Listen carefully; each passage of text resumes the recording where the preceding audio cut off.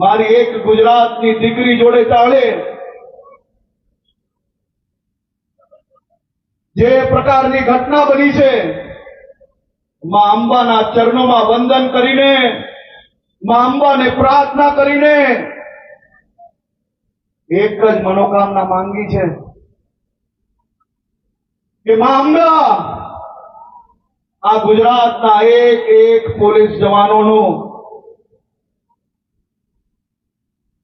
લોહી ઉકળી ગયું છે. આ દરિંદો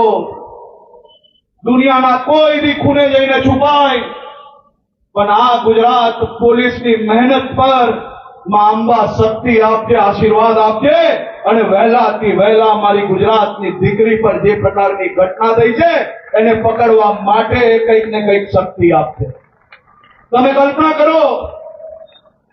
કે માત્ર આટલું કહ્યું અને અમારા સુરત શહેરના પોલીસ કમિશનર શ્રી એમ કહ્યું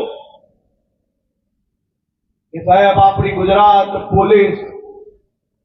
રાત્રે ઊંઘશે નહીં, પરંતુ એને ગમે ત્યાંથી પકડીને લાવશે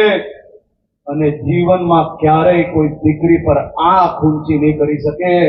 એ પ્રકારની પરિસ્થિતિ ઊભી થઈ છે. એવો અમે તમને એમ કે પોલીસ તરીકે વાદો આપીએ.